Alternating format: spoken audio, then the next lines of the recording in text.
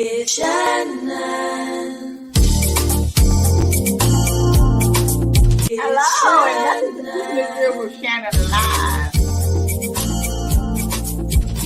It's Shannon. Because you don't know how it's going to turn out. It's Shannon. It's Shannon. My kids empowered me to get out. What's going on with this remote learning in the midst of COVID?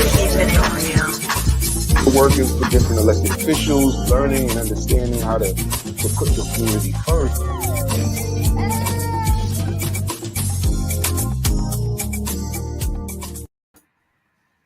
Hi, and welcome to Keeping It Real with Shannon. How's everybody doing? Hi, how are you? I'm just fine. How you doing? Hanging in there. And you all know that this is Domestic Violence Awareness Month. Yeah. And we all know how serious domestic violence is. And it's been going on for ages and still going on. But we are just so happy and excited to have our guest that's joining us tonight. She has been a domestic violence victim. And our topic is domestic violence, what it taught her and how she is still living her life. Doreen Lesane. She is a New York City domestic violence advocate. She's the leading voice for victims and survivors of abuse. She is New York-born educator who combines her personal experience with domestic violence with her professional experience to bring awareness to this crime. She also wrote a book called Thrive, My Story to Tell, which tells her journey through the dark and dangerous world of domestic violence and abuse into the light of life as she can tell it today. So we want to give her a warm welcome to the show tonight. Miss Doreen Lesane, how are you? Hello, everyone. I'm doing well. How We are are you? so happy and so glad that you took the time to join us for this important topic that we know is crucial, and it seems like it's not getting better and it's not talked about enough, the awareness. So women and men is important Yes. as well can know that there's a way out. So we just, well, because you was a victim and a survivor, could you just tell us a little bit about your story? So the short version of my story is that I was married to somebody whose father was in law enforcement. So back then, resources and like really the knowledge and awareness that we have now was not nowhere where it is now. It was a 10-year journey of getting out of it. I suffered through all the different types of abuses that domestic violence is, including the family violence aspect of it. It was a really difficult time. It was a scary time. It was a time of, like I said, living in a dark space, and I just was a different person, right? And so when you look at how I learned to live, people who are experiencing domestic violence as well as myself back then, it's not living, it's not life. It's more like really surviving, not even day to day, but more like moment to moment, depending on, who that abuser is, right? And for me, it was moment to moment to moment, because you just really never knew that moment of how things could escalate and get really crazy. And actually, he almost murdered me 3 times. So, by the grace of God, I'm still here. I'm still alive, and I've learned to live again. So when you got out, Doreen, what made you decide now I'm going to speak for other women? Because you really have become a true advocate for women, and I'll say men too, because like I say, they are victims as well. What gave you that strength and the energy to say, look, I'm going to do something about this? So I'm going to try to do something about this. So actually, I wasn't planning on doing this at all. But I was working at this particular job, and somebody there, we had kind of got to know each other, and they was telling me that I should do it, and I was like, nah, I'm not going to do that. But eventually, I decided that, you know what? Why not? Let me see what happens. Let me see what can happen. I never anticipated becoming who I did, or looking for any fame or fortune or anything like that. I just got to a place where I wanted to share this information so people would understand what it's like for the person that's enduring the abuse, right? Because everyone outside of the abuse is really standing outside, looking inside. And when you're inside that circle, you see your situation totally different.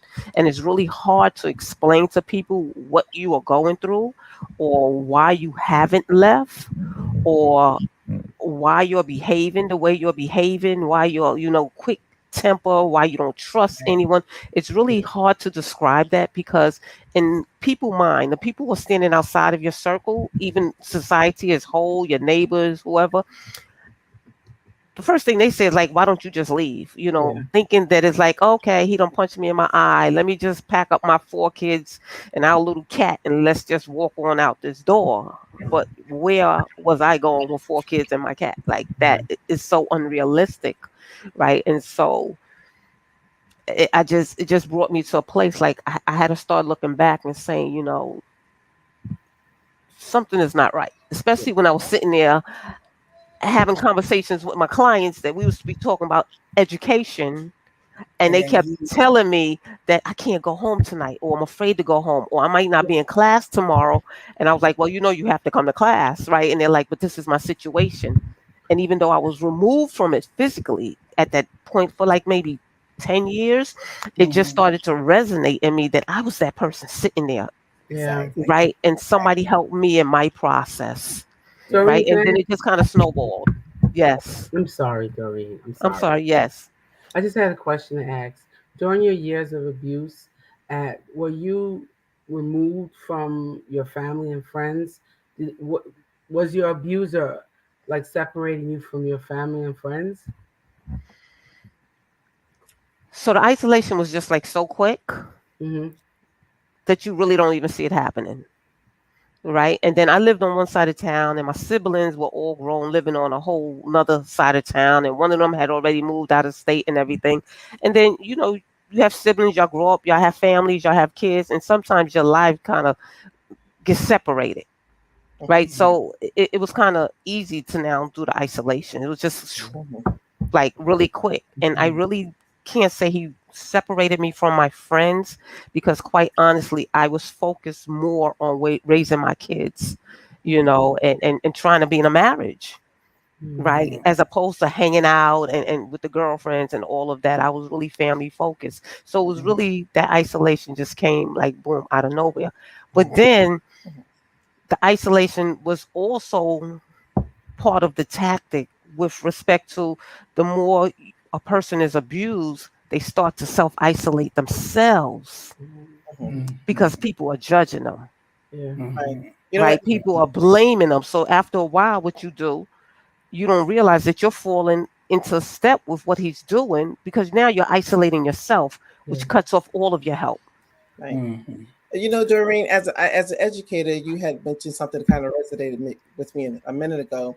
You mentioned that when your students said to you that they can't come back tomorrow, the situation you're in, and sometimes these are red flags, and they're reaching out and calling out for help, Yes. and people really don't understand that. Like I always tell people in certain situations, and I always use suicide as an example because we got 95% of people who contemplate suicide want to be saved. They're just the people Yes. around them don't recognize the signs and symptoms, and that people are actually reaching out for help. Absolutely. I agree with you 100%. But the thing about it is when they're reaching out for help, right? Now, like you said before, Doreen, there's certain things you can't say to them, about like you may say to them, well, you can do this and why don't you do that or whatever like that. So you really can't say that to them. So it's like hard to know, okay, so what should I say to them that would convince them that it's time for you to go, that, you have to get out. Number Before one, you Somebody would cannot convince anyone to leave, right? right. Because the statistics, there are a lot of statistics surrounding domestic violence. I like to keep it real. The average statistic actually is wrong because they're based on numbers that are reported. And the numbers of reported numbers are actually lower than the numbers that are not reported, right? And the number one statistic that shows to be accurate is that a woman is more likely to be murdered at 3 points: when she tried to leave, Mhm. within the first year of leaving, and if she's pregnant dealing with domestic violence, right? So it's not about us convincing it. It's like when a person discloses to you that they're being abused, your first response is like, should not be, you should leave, right? It should be, is there anything you is there anything that you think that I can do? Because by saying that, you're empowering them to make a decision. Because Yeah. remember, the average person who's being abused, all of their decision making ability have been stripped away from them. Because domestic violence is not about love and it's not about anger. It's about power and it's about control. And how do you control a person? You remove their ability to make decisions. So if you're speaking with somebody and they disclose to you and they tell and you say, well, how can I help you? And they go, well, I really don't know, but maybe you can, but never mind, I don't know. They are doing that because they are so accustomed to not, number one, making their own decisions, and number two, every decision they make, there's going to be a consequence behind it Mhm. from their abuser. Okay, so So like Vanessa said about when they told you about they couldn't come back to class, and she said, "Oh, well, that's a sign of a red flag." Okay, so if you see that as a red flag, so do you approach the person by asking them, "Are you in that situation?" Or should you just not say anything and just keep an eye on what the person is doing? I would say operate within your lane of expertise. If you don't feel comfortable talking about it, and if there are any other providers in that environment, counselors, therapy, social workers, refer that person to them or ask that person, I have somebody that you can speak to. Is it okay if Right. Yeah. I give them your name? Is it okay? Would you like to speak to them? Right. Everything is really about giving them the option and empowering them to make Yeah. those decisions instead of forcing those decisions on them. And if you don't feel comfortable doing it, then say, can you please give me a minute? And you go back to that counselor, to that therapist, to that social worker, and say, listen, Miss Doe, I was doing a screening for her, whatever, and she expressed to me that she cannot go back home. I think that might be a red flag. I think there might be something going on. Social Mm. workers are trained to now handle those situations. That's why there are mandated reporters. A lot of Yes, individuals are placing, and the added resources out there is really giving women more a better opportunity to at least reach out to others and have others have that voice for them. At least start that initial process of getting up yes. to the situation that they're in. So then, why do you feel that they're not using those resources then? Several reasons, right? And one of the main reasons is that they may not know the resources available, Yeah. right? Remember, they've been isolated.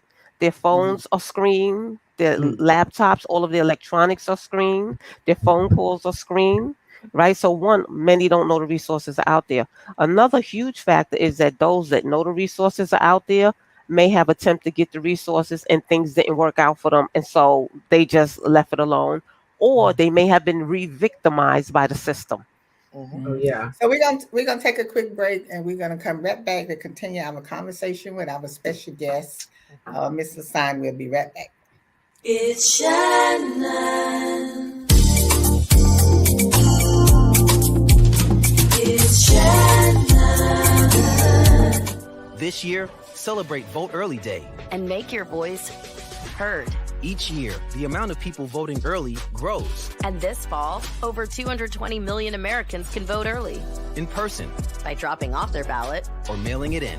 With so many options, you can vote when it's convenient for you. Election Day is the last day to cast your ballot. So the question isn't why vote early. It's why wait. Join the celebration and find out how you can vote early at voteearlyday.org.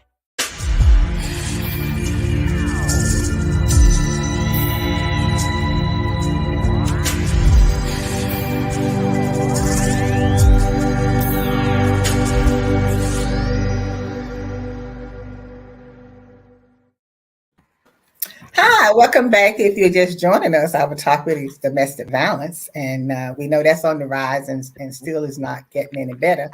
But our special guest tonight is giving us a lot of information. And before, Doreen, you were saying about the three things that you would like for the victims to know. Also, the first thing is that there's help available, right? There is help available. Like, we was discussing before we went to the commercial break.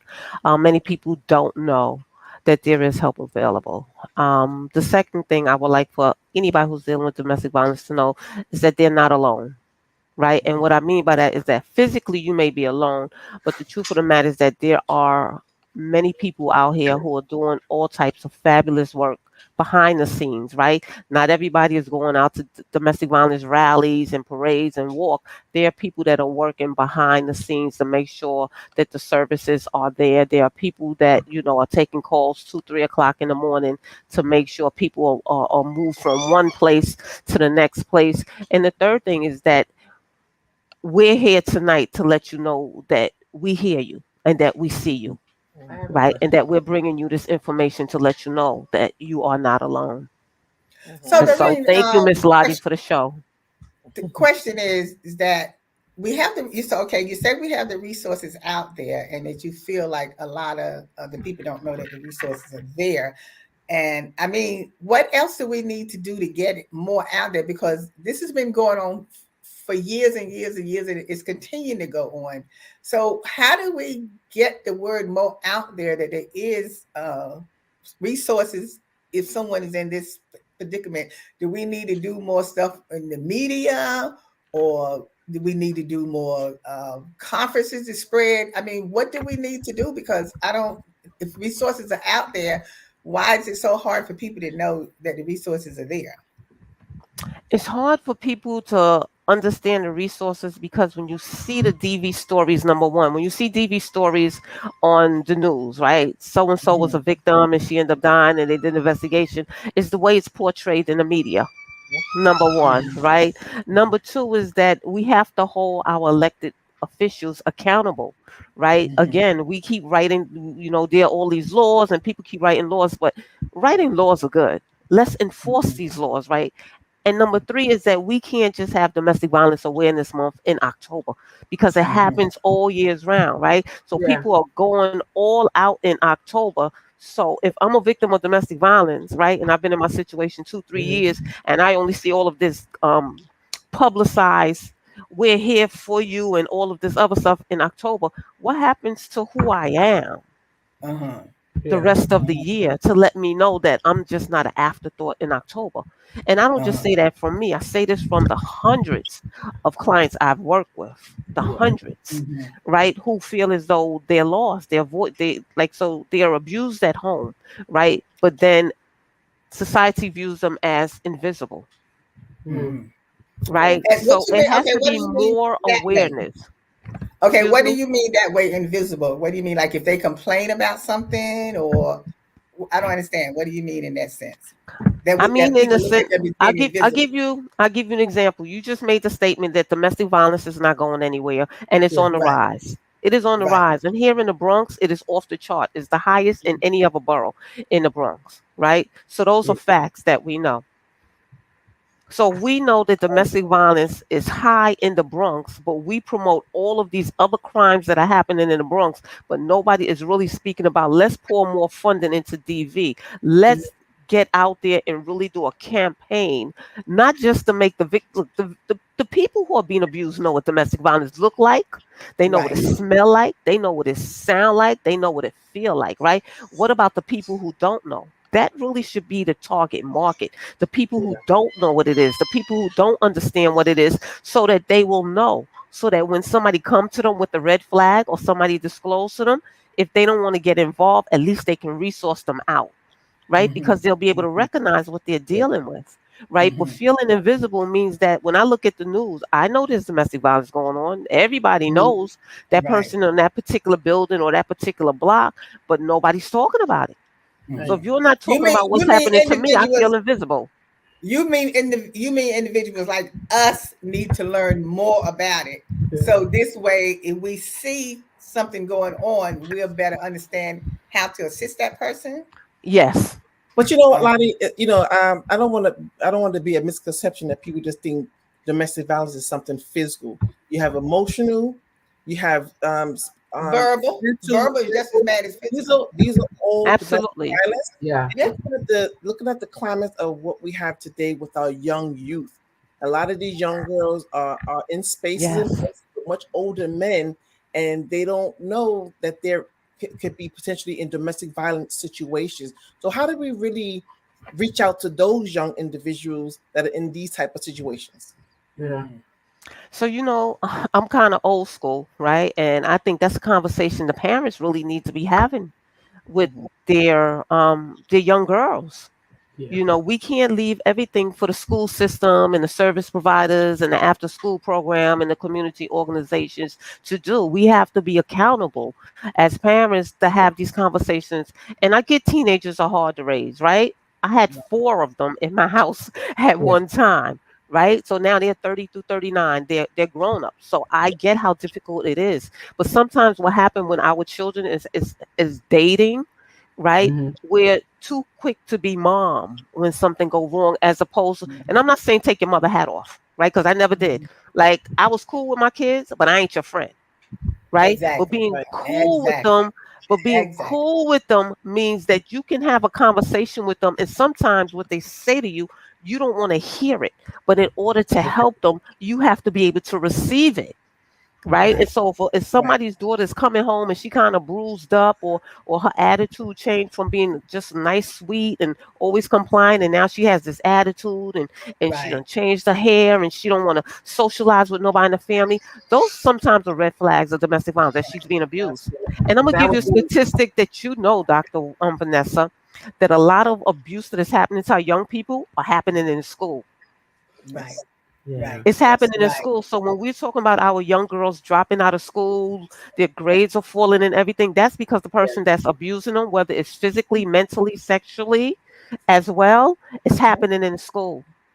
Mhm. Right. So we But have to that's have those tough conversations with them. We can't So always outsource it to someone else, right. because at the end of the day, those are our children. And how do they trust us, and how do they keep that esteem, that self-esteem that we talked about Right. earlier, if we don't put it in them? Well, see, Doreen, I have that's the questions. other thing I was going to say too is that when your kids are dating, you need to know who they're dating. If you got a guy you dating, he needs to come home so I can see who that guy is. Now, if you don't want to bring him home, then we got a problem Doreen, Absolutely. how do because you you should know identify who it? your children are dating. And that's male or female. Because I ride the train a lot, and I've seen some young girls with their fresh nails up in the boy's throat. Him lean back on the train, telling him to shut up, and she will put. Hmm. I've seen it, so it's across the Hmm. board. We know domestic violence doesn't discriminate, and while we're protecting our daughters, we have to protect our sons as well. Hmm. We have to Exactly. protect our nephews and our grandsons as well. We really do. Mhm. That's another way of looking at really breaking the cycle. Because if we just look at the young girls and the ladies, and we're not looking at the men and the young boys that are being abused, what are we really doing? How are we Mhm. really dealing with domestic violence? We have to look Mhm. at it from all aspects.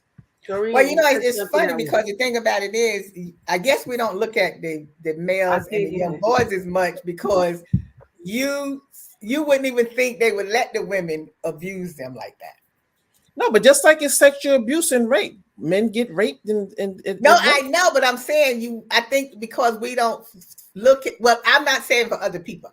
I'm saying for me, I wouldn't look at it that this man, when I have seen women do it, this man would stand there and let this woman beat on him Because or you're looking at the sexually norm. you know what I'm You're saying? looking, You just wouldn't think that's coming from a man, Pilates, but you're you looking know at the that. societal norms that's out there. What you have to share, Jackie? So thank you. I was curious to know. You had said, like as a like you could witness certain things and behaviors, how they change, and you was like the changing of the hair, and they may be aggressive. How do you check? How do you watch signs of, like, I would think like a man that is a or a person that's abusing someone else, they would want them to look meek and not be shown. How can you see, and how could you witness someone being without them telling you being abused? And I'm just curious to, like, how what are the signs, if there are any signs, to see There are if your signs. best Number friend is one, getting abused?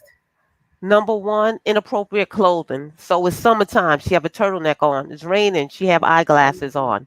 Right? Again, she was outgoing, social butterfly, all kinds of friends. She started dating. All of a sudden, she's not dating with anybody. So when you hear people say, "Oh, she thinks she all that because she got a new boyfriend," no, homeboy might be isolating her and abusing her and don't want her to have any friends. Oh, okay. Failing grades, right? we don't have enough time. So what I would say, everybody has a phone in their pocket. Go to Google. Google is a really good friend. Google what are the signs of somebody being abused, young or old, right? It will pop up with a list. You can find about 20, 30 different things, right? And then sometimes you will see somebody, or somebody will pop in your mind like, oh my God, this fits her. So if you want to step to her gently, step to him gently, like, okay, I know this, you're not hanging out with your friends anymore. Is everything okay?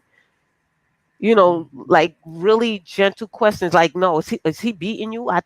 Don't accuse them of anything, because right now they are scared. They Yeah. are confused. They are ashamed. They are Yeah. humiliated, right? And so what Mhm. they need in that moment, they need empathy, they need kindness, and they need compassion. And if they Yeah. tell you they don't want to talk, don't force them. Just say, I'm here for you when you're ready to talk, Yeah. Mhm. Mhm. because they don't trust anybody. So basically, like badgering a person to confide in you and confide in what happened is not the answer, but No. gradually let them come into your to be confident by you talking Yes. to them to tell them what's going on.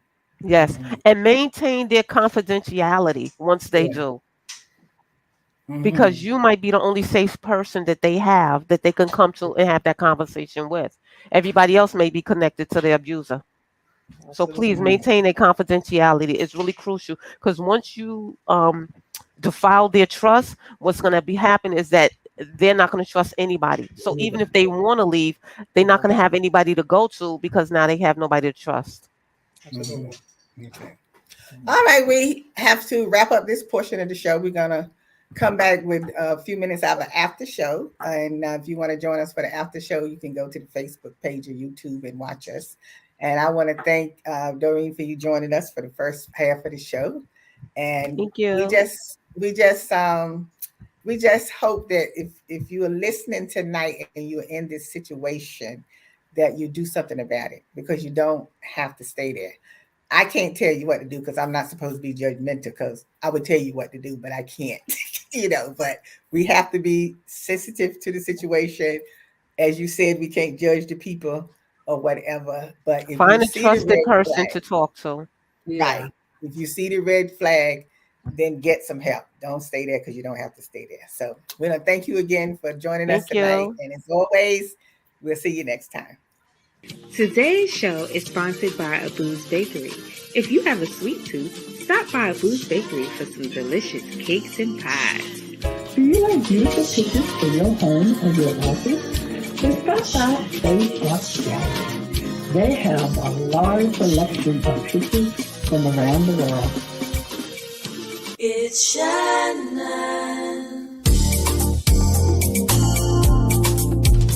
It's Shannon. It's Shannon. It's Shannon. It's Shannon. Keeping it real.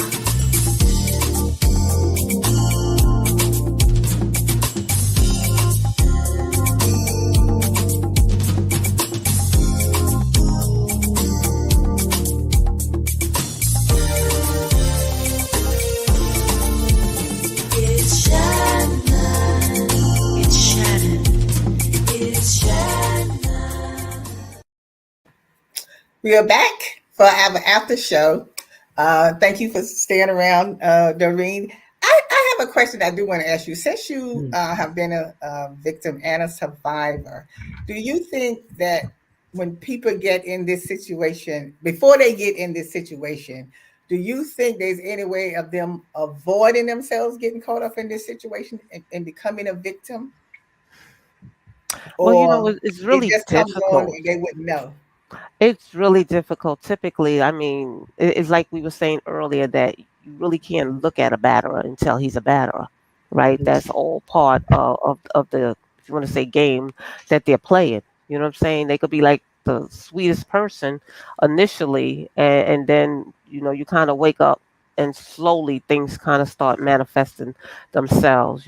But I can tell you from experience, personal experience, and professional experience working with men and women and teenagers and doing workshops like all across the city, even in different houses of worship. Everyone I've ever spoken to, no one has ever aspired to be a victim of domestic violence, right? Nobody has ever in their life just like this is the route I want to go, Yeah. right?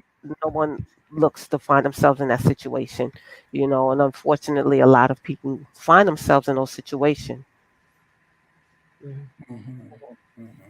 Yeah, That's unfortunately, like you say that you start off things and things are good. You spend so much time, you have time and energy invested, and then you start having kids. The next you know, it's a repeated cycle, and you find Yeah. yourself with no way out. And what they do, it's like a process. They start getting you isolated. They start controlling you. You start finding excuses of the behavior. You start finding if they're Yeah. doing, if they have alcohol, they're drinking, or they out and here and there. And these are things that unfortunately that people hope that will go away, right? Oh, this is just a temporary situation. But let's definitely, well, 5 years is in, 10 years is in, and now you're at the point of no return, and it can really become detrimental in the long run. Yeah, and then the times we're living in now, housing is at a premium, right? The rent Yeah. is too high, right? And so even those who are in that space where they can walk away, where are they going? Right? And Because not everybody wants to live in a shelter. Not everybody wants to take their children out of the school. Not everybody wants to remove themselves from a community that they lived in for 15, 20, 30 years. Not everybody wants to do that, right? And Mhm. a lot of people can't do that, right? And unfortunately, yeah, they just stay for various reasons, or they're prevented from leaving for a variety of barriers. Mhm. well, Doreen, I know I Mhm. want to ask you something. I know we talk about domestic violence have been around in different spaces, right? And there's been a fabric of certain parts of our daily life. How as an advocate have you seen the laws change in the judicial system? Are they more now paying? Do you feel that they're paying attention? Do you feel that more laws need to be changed, or in addition to enforcing the ones that's already on the books? Mm. I think the laws that are on the book need to, most of them needs to be enforced. Others Mm. need to change, like the self-defense law. The greatest change I've seen really happen within the NYPD. They have so many new mechanisms in place that they did not have even 5 years ago. For Mm. example, they have where you can text 911. If you're in a domestic violence situation, there was a time where they did not even have domestic violence officers, right? Yeah. And so they have a whole domestic violence Yeah. They unit do. inside all 77 of the precincts, right? Their response is now differently because their officers are actually trained to understand the concept of domestic violence. They're trained to understand why people don't leave, right? They're Mm. now really trained for this particular space, this particular crime. So Mhm. I think that's the greatest change I've seen happening. The criminal justice system leaves much to be desired with respect to those that are dealing with domestic violence. Doreen, can I'm I sure ask you a you. question? When a person puts their trust into the system to say to basically save them and help them to get out of a relationship, uh, do they is that the right route? Like working with the system to help them get out. Do because you hear some cases where women have gone through the system to try to get help, and somehow um, he's still allowed to some come to see the kids, or and then he stalks them and like order for the protections. How can they be a help? How can they feel safe if they decide to go into the criminal justice system to get help? Listen, you hit it right on the head, right? It's a lot of craziness going on within the criminal justice system where, because again, the way they're written, and they allow these abusive fathers to continue to have visitation and custody and overnights and all of that other stuff. And you're right, it leaves a sour taste in a lot of people's mouths. And again, each person's situation is different. Each um, survivor or victim, however they describe themselves, their situation is different. Some people go through the system and it work out for them. Unfortunately, there are more than a handful that go through the system and it doesn't work out for them. Yeah. And so I always tell people, you have to do what's best for you. You can't do what other people is telling you to do because you know your situation and you know that person better than anybody else, even their siblings, even their mothers, because behind closed doors, people are much different than who they present themselves to be. Mhm. Absolutely. Right. And so you have to do what you feel is best, even if it goes against what other people tell you to do, because it's really about Mhm. staying safe until you Right. can get into a safe space. I just want to add something about to the audience regarding order protection. I Yeah. know sometimes people may say that it's just a piece of paper, but it still comes with legal benefits with people in both parties need to abide by. I have seen, I'm not just not limiting this to women, but I've seen women who have order protections and they use it for the convenience when it's convenient. And what I Mhm. mean by that, they may allow the perpetrator or the person in question, the subject in question, not to come, not not to be over. But when it's payday or when it's for the convenience or some other benefit, they may allow them to come over and they break their order protection. But then when things get out of control and get out of hand, they feel to realize that they're in breach of that order protection once things out of control, and they call law enforcement to come now. And the first thing they say is that, "Oh, I have order protection." Yeah, but how did he get in the resident? Did you open the door for him in the resident? You're just in violation, and that helps women lose that order protection. That can revoke that order protection from them as well. So I would say to women and individuals out there who have order protection, if you need the court system and you need a paper trail, and you have a paper trail, and you're trying to get out of a current situation, when abide by those rules, because they will come back and be against you, and they won't. And the court system will not take you serious that you really need help. Mhm. Yeah. That Well, is 100% the truth. Mhm. right. But I mean, we just had, I'm sure you heard the case that's on now with the lady, Tracy McCarter, the one who stabbed her husband 2 years ago, who's in jail The now, and they're nurse. trying to get her Yes. out because she was defending herself. But they are looking at it that even though she might have been defending herself, that she still killed, the husband because she was being constantly abused by him. So I guess this one point they were fighting or whatever, and she stabbed him. But that's the way they are looking at it, is that just because she was defending herself, it doesn't mean anything. So I mean, the law seems like it's just all screwed up. Yeah, that's Yeah. something would be an issue. To know that Mhm. I'm getting my abuser, I'm doing what I need to do to stay alive to keep my abuser off of me. And if he subsequently gets killed, I go to jail. So a lot of women would like, probably I don't want to do anything because I might go to jail. So I just don't understand how they can a person that's being abused would want to believe that they're safe with all the laws. Mhm. And that's Very something I was frightening. speaking to a little bit earlier, Mhm. when I said that, for a lot of people, they feel trapped because of how they view everything that's going on with this particular case, with other cases that were similar to it, with all of this other stuff that's playing out in the media. But domestic violence awareness is only about October. So it's Mm. kind of like they're being trapped almost by society, right? Mhm. Because Mhm. of how society views victims, right? And then when they see another case playing out in the media, how that person is treated will absolutely, Jacqueline, Right. deter another victim from coming forward Right. and getting help or Yeah. even trying to protect themselves in that moment. But Well, I Doreen, mean, you mentioned it's just like something. I'm sorry, you mentioned something earlier. I just want you to elaborate for the audience of how that self-defense works and how it does not work in here in New York City, since you're Yeah. advocating out there and letting people know what is the difference. So I think it's under New York State, if I'm not mistaken, the self-defense law is that you can only use enough force to get a person off of you and to get away. So anything more than that is considered excessive force. So, for example, if I'm being strangled and I take something and I bust the person in the head and they pass out or they die, they don't consider that self-defense. They consider that excessive force, right? So even if I'm 5'5", so if he's 6'5" and I hurt him more than he hurt me, I will actually go to jail because I use excessive force That's under the just law. absurd. Mhm. I don't make the rules. I I don't make did, the laws. but I just keep but here's saying the they need thing. to be changed. They that's need to be exactly. enforced. See, They this need to be changed in a manner used. that they are Mhm. victim Yeah, friendly.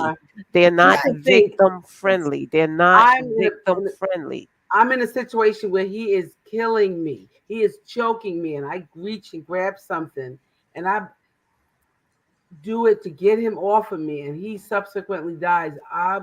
That that would make someone say, "I can't. I'm scared because I don't want to I have live." a Yeah, friend. I can't leave my kids.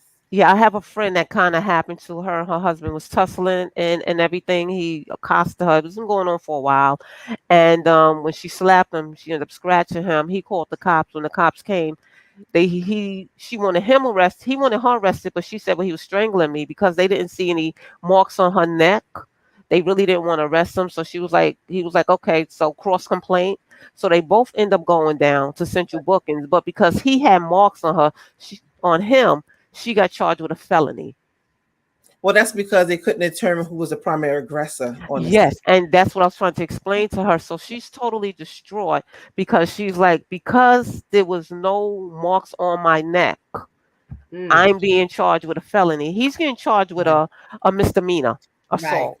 But Right. can you He is getting charged with a misdemeanor assault, but yeah. she's getting charged with a felony assault, even though the kids are saying no, he attacked mommy. So Mm-hmm. that's It's the even screw up. designed to That's help where you.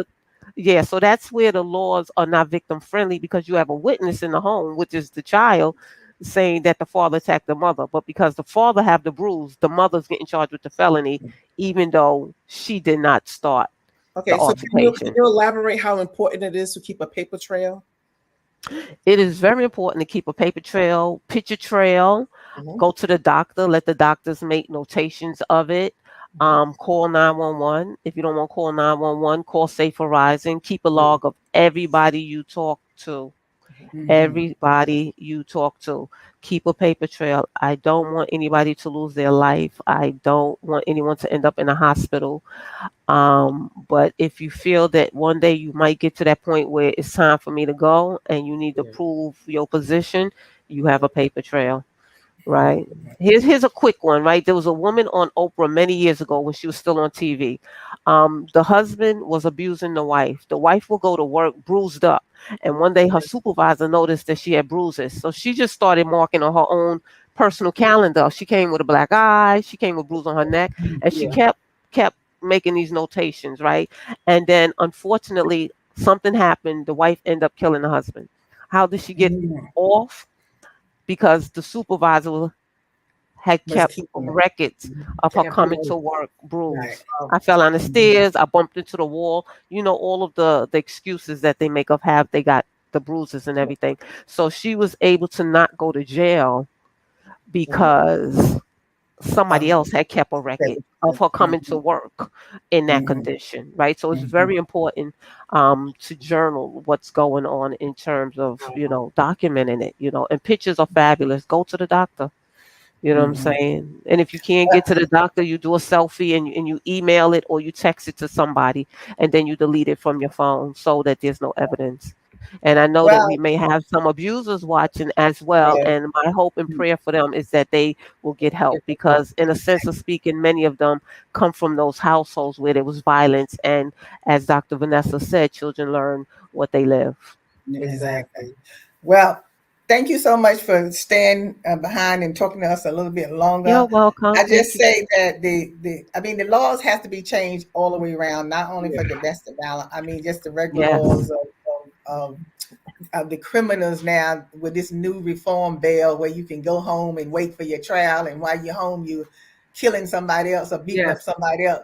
I mean, and they want this. They don't want the bail law changed, like updated or whatever, because I don't understand this. How can someone have a rap sheet as long as I don't know what and can do something and then end up going home to wait to go to trial and then they do something to someone else and someone else is killed or whatever. But So it's just the people who are making the laws with respect to that, these crimes are not being committed in their neighborhood. Absolutely. exactly, Yeah. They're in our exactly. neighborhood, so it A really whole did not make us. episode. So that did not make us safer, right? It's a Yeah. whole nother story. But Yes. bail reform has also impacted victims of domestic violence as well. Exactly, Yes. Because exactly. they And get right out. They're right out. Mm. And they We mad too now. have to They're coming stop home killing mad. each other. We got to stop Yes, this. We I got to agree. stop killing each other. And the one that got shot up there at the supermarket, at the Food Town supermarket on Fulton in Brooklyn Avenue. That's my neighbor. She lives 3 doors down from me that she got shot and stuff. Coming out of the supermarket, waiting for the bus to go home because 2 guys are arguing and with each other. And then one pulls out the gun shooting at her. Like, what is this? I mean, in the day, you used to fight with your fists and beat each other up or whatever. Now everybody wants to pull out a gun and a knife to stab somebody. And when you start shooting, you don't know who the you're new going to hit. evolution, it seems like it's getting worse and it goes up a level each time. Now, before it was fists, then it moved over to razor blades, then knives, then guns, and now it's just right now it's at guns. I have a dispute and I'm going to shoot you. Exactly. That's what I'm saying. But we need to stop this. We don't have to shoot each other. I mean, you can't hit each other or whatever because you're hitting other people. Innocent people are getting killed or shot just standing there talking to someone else or trying to get home. So yeah, that's where a lot of different programs come in where I work in schools at this time with my peacemaking program, restorative justice practices, to start talking to them while they're young about being a violence interrupter and how to spot it in the schools and giving other students a place to talk, because it's all forms of domestic violence, fighting over we say nonsense, but they believe it's the biggest problem because I don't like the way she's looking at me. So it's just get them while they're talking to them while they're young and letting them know that there's help out there. Yeah. Well, thank you, Doreen, again, and thank you for the good work. Thank you for the good work that you were doing and keep the good work up. And, anything going on that you need our help with, you can always, call us and let us know. I appreciate that. What's happening and everything, with your program and your book and stuff like that. So thanks again. And thank you, ladies. Thank you. Ladies. Thank you. And, thank you all for watching tonight. And remember, if you are in this situation, there's a way to get out. There's a way to get out. You don't have to stay there. So thank you for joining us tonight, ladies. And as always, thank you. We'll see you next time. We're ready. Good night, everyone. Stay safe.